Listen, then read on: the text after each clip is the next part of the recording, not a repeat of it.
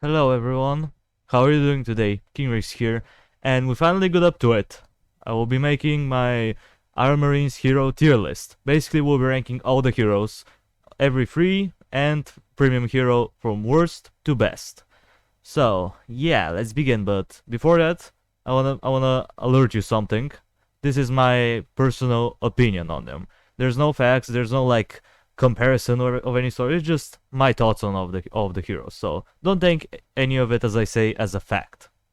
And yeah, with that out of the way, let's begin. Starting off with Taggins, and Taggins, he's the normal guy, so he's just into C tier. He is a good middle ground. He has a good offensive capabilities as well as good defensive capabilities. He's not like perfect. He has decent abilities, but I don't know. He's just normal. They're just smack dab in the middle. It's like Mario. Now Kara, ooh, Kara. I actually am gonna bump her up to B tier because of her incredible damage. Like, sure, she may be squishy, but if you use her properly, you can just destroy so much stuff. Like her rocket barrage just destroys everything around her, and then the jury-rigged missiles, they're awesome because you can keep her at any point on the map. Like, you can keep her behind a freaking mountain, and if the range allows her, she can still shoot over the mountain and just destroy everything from above. It's awesome. I really like her, and you can choose some missions with her, including some of the missions in Borealis. So that's why I will bump her into B tier, and I use her the most out of the three heroes. So yeah. Paragon. Actually, Paragon is a bit iffy, and this may be a controversial decision, but I'll bump him only up to C tier because, sure, you may be thinking that the healing ability is incredible, and I'm not gonna lie, it is. Having the potential to make yourself invulnerable as well as everyone around you is awesome, and everything that attacks you heals you. So you're basically invulnerable to any damage and you get full health almost every time. And that lasts for a few seconds, but that's about it. Like, you just combine everyone around him and create this awesome cluster of destruction and just hope that you can destroy everything. But if you don't, and the duration is over, then you start to get shredded again. Sure, it is awesome, but I don't know. I don't find him to be all that good overall. Like, sure, this ability is insane, but what else does he have? His damage is kind of meh. Like, even though he does group damage, I don't find it to be all that good. He's not really tanky hero, even though he's melee. And on top of that, the first ability is kinda iffy to me. Sure, it makes him do triple damage and stuns everyone, but I don't know. I find it to be a little bit lackluster at times. So yeah, I'm just gonna leave him into the C tier. Now we're moving on to the premium ones, starting off with Fate. I'm tempted to put her into A tier, because she's awesome, but I actually will put her into the B tier, believe it or not. Now, the reason why I'm putting her into B tier is simple.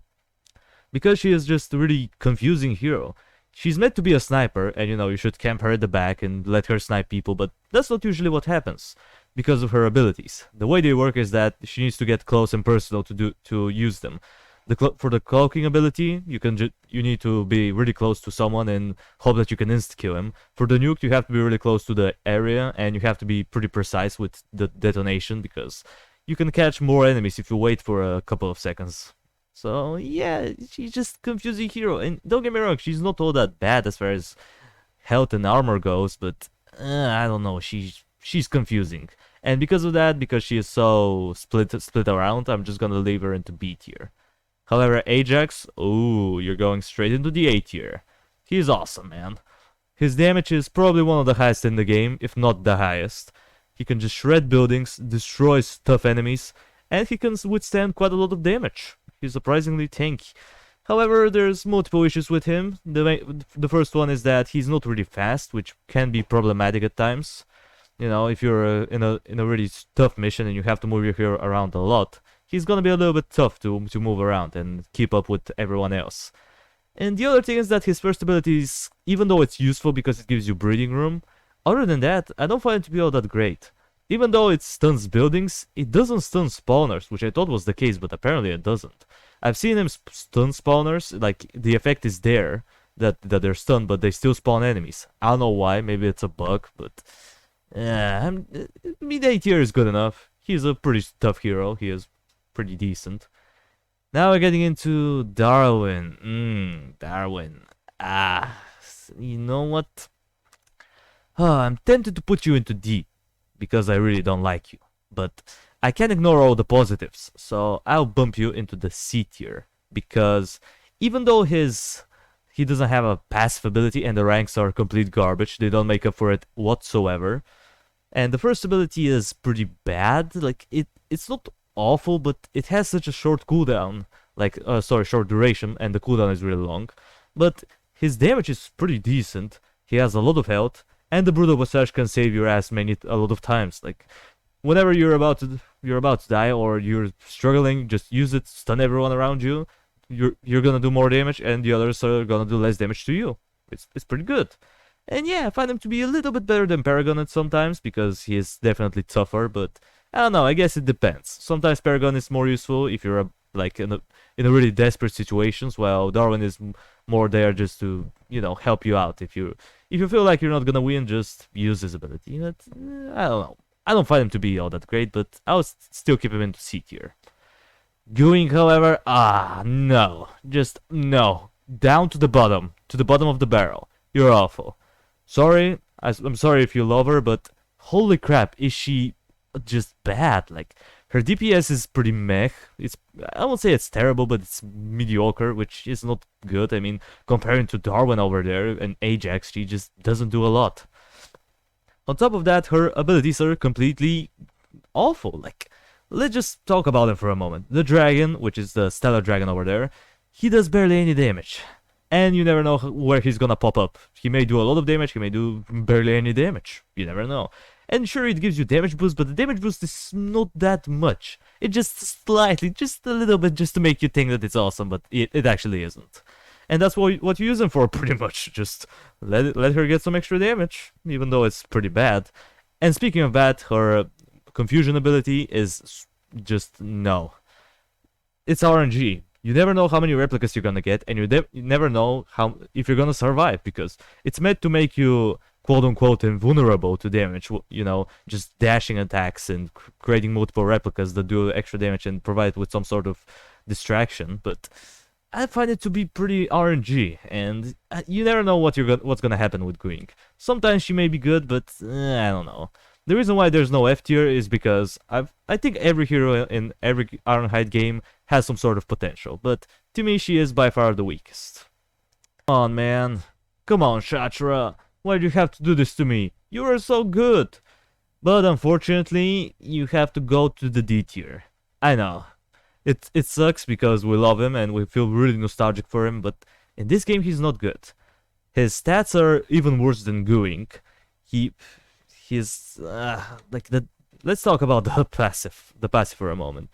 The death explosion, first of all, is awful. Let's not talk about it. It's ridiculously bad. Like, it can't even kill weak enemies. Like, it's just no. And then even though he gets a health boost, it doesn't make him all that good. Like, even with the health boost.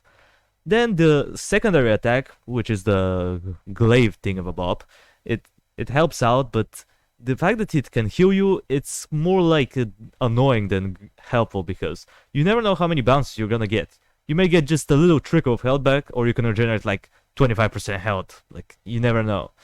And then for the Purification Protocol, even though it's really good, that's the only good ability. Sure, the insta-kill is awesome and all, but it has such a long cooldown, and sometimes if you're not using your fingers to target the correct enemy, you may abduct a random enemy, an enemy that you didn't want to insta-kill, and then what happens?